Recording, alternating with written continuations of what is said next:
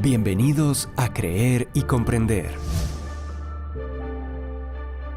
Contenido actual para la defensa de nuestra fe en la vida práctica cotidiana.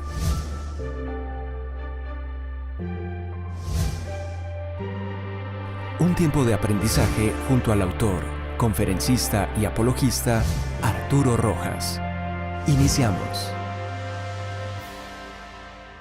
Queridos amigos de Creer y Comprender, ayer compartí con ustedes en esta trilogía de podcast de Semana Santa la pregunta: ¿murió Cristo realmente? Dejando expuestas las enormes inconsistencias de las teorías que, para negar que Cristo resucitó, optan por negar que haya muerto, pues sin muerte previa tampoco hay resurrección posterior. Y adicionalmente, vimos que la doctrina del descenso de Cristo a los infiernos lo que significa antes que nada es que, en efecto, Cristo murió y al ser sepultado descendió al Seol o morada de los muertos, que el imaginario judío ubicaba en las partes más bajas de la tierra, justamente el significado etimológico de la palabra infiernos. Pero hoy vamos a responder a otra pregunta relacionada. ¿Qué hacía Cristo mientras estuvo muerto? O en otras palabras, ¿qué pasó entre la crucifixión del viernes y la resurrección del domingo? Porque la Biblia nos da información al respecto. Dos son los pasajes clásicos que se han citado para dar cuenta de la actividad de Cristo mientras estuvo muerto. En primer lugar, 1 de Pedro 3, 18 al 20. Porque también Cristo murió por los pecados una sola vez, el justo por los injustos, para llevarlos a Dios, muerto en la carne, pero vivificado en el Espíritu. En el Espíritu también fue y predicó a los espíritus encarcelados, quienes en otro tiempo fueron desobedientes cuando la paciencia de Dios esperaba en los días de Noé durante la construcción del arca, en la cual unos pocos, es decir, 8 personas, fueron salvadas por medio del agua. Y 1 de Pedro 4:6, con el que el anterior pasaje parece conectarse a primera vista. Por esto también se les predicó el Evangelio aún a los muertos, para que, a pesar de haber sido juzgados según criterios humanos en lo que atañe al cuerpo, vivan conforme a Dios en lo que atañe al espíritu. Pero este último pasaje no tiene en realidad conexión con el anterior, pues como ya lo han establecido y coinciden la mayoría de estudiosos serios, no se refiere a los que se encuentran muertos en el momento en que se les predica, sino a quienes, habiendo escuchado la predicación del Evangelio en vida, se encontraban ya para ese momento muertos. Así que esto facilita la tarea, pues podemos concentrarnos en el significado de 1 de Pedro 3, 18 al 20. La porción que se presta a múltiples interpretaciones es la que dice que mientras estaba corporalmente muerto, pero espiritualmente muy vivo, Cristo, en espíritu, fue y predicó a los espíritus encarcelados. Y estas diversas interpretaciones giran básicamente alrededor de qué significa aquí predicar y quiénes eran exactamente los espíritus encarcelados a los que Cristo predicó entre su muerte y su resurrección. Comencemos, en primer lugar, por el significado del verbo predicar, que de acuerdo a sus posibles significados en el griego, se reduce solo a 2 posibilidades. En primer lugar, una predicación redentora, en la que se invita a los oyentes a acoger el Evangelio para ser salvos, como aquella de la que los creyentes ya redimidos por Cristo hemos sido beneficiarios. Y en segundo lugar, el sentido primario del verbo, que hace referencia a la proclamación que un heraldo hace en representación y con la autoridad del rey para notificar solemnemente una información crucial al pueblo, que no necesariamente son buenas noticias.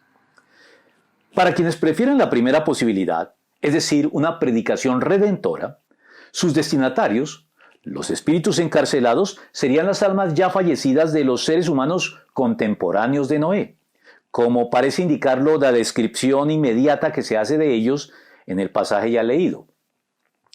A quienes Cristo estaría entonces dando una segunda oportunidad luego de morir para llegar a ser salvos. Debido a que esta interpretación contradice la enseñanza bíblica generalizada que afirma que las oportunidades de aceptar el Evangelio se dan en vida y que luego de morir ya la suerte está echada al respecto, ha terminado siendo abandonada.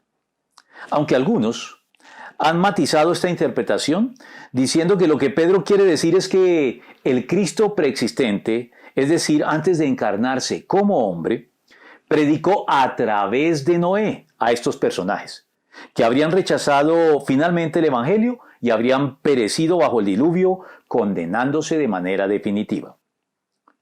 Pero si así fuera, esto lo habría hecho Cristo en la época de Noé, antes de encarnarse como hombre y no entre el viernes y el domingo, que es lo que nos interesa en este podcast. Así que nos queda la segunda posibilidad.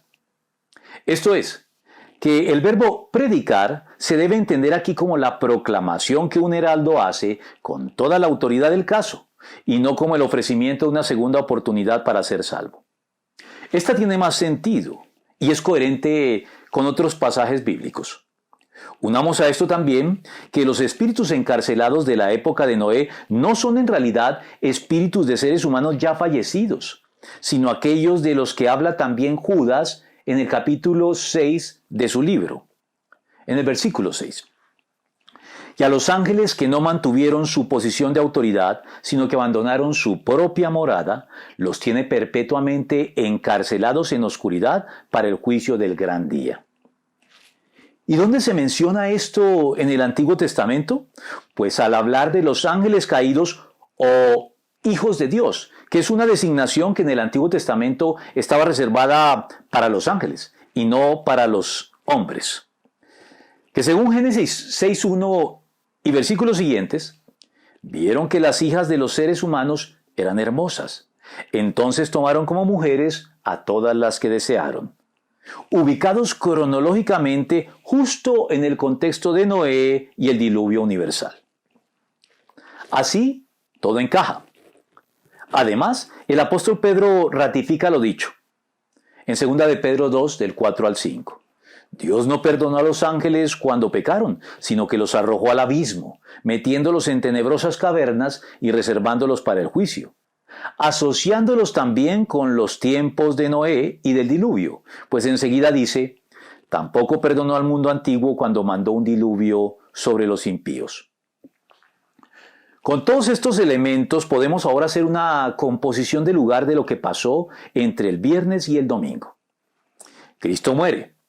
Es sepultado, desciende por tanto al infierno o morada de los muertos y proclama o predica su victoria a los ángeles caídos o espíritus encarcelados de la época de Noé, y rescata a los justos para llevarlos con él al paraíso, como se lo anunció al criminal arrepentido cuando le dijo, te aseguro que hoy estarás conmigo en el paraíso.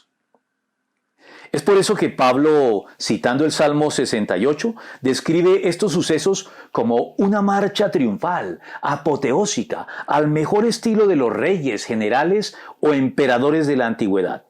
Pues hablando de Cristo, afirma en Efesios 4, del 8 al 9. Por esto dice, cuando ascendió a lo alto, se llevó consigo a los cautivos y dio dones a los hombres. ¿Qué quiere decir eso de que ascendió, sino que también descendió a las partes bajas?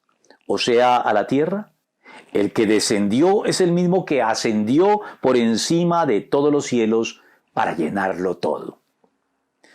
Dando una muestra palpable de todo esto, por medio de esos enigmáticos sucesos, algo incidentales pero muy significativos, narrados así por Mateo, también en relación con la muerte y la resurrección de Cristo. Se abrieron los sepulcros y muchos santos que habían muerto resucitaron. Salieron de los sepulcros y después de la resurrección de Jesús se aparecieron a muchos. Mateo 27, 52. Para cumplir finalmente lo que Pablo nos revela en Colosenses 2, del 14 al 15. Él anuló esa deuda que nos era adversa, clavándola en la cruz. Desarmó a los poderes y a las potestades y por medio de Cristo los humilló en público al exhibirlos en su desfile triunfal. Eso fue con mucha probabilidad lo que pasó entre el viernes de Pascua y el domingo de Resurrección. Y a propósito, espera nuestro podcast ya habitual de cada semana, Reflexiones acerca de la Resurrección, que estaremos subiendo a nuestro canal el próximo domingo, para dar cierre a esta trilogía de podcast de Semana Santa. Mientras tanto, suscríbete a nuestro canal. Dinos si te gustó y compártelo con los demás. Hasta el domingo, entonces.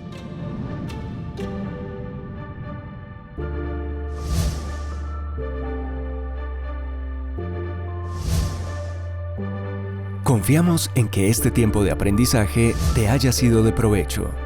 Te invitamos a compartirlo, suscribirte y seguirnos en nuestros canales digitales de Creer y Comprender. Hasta nuestro próximo podcast.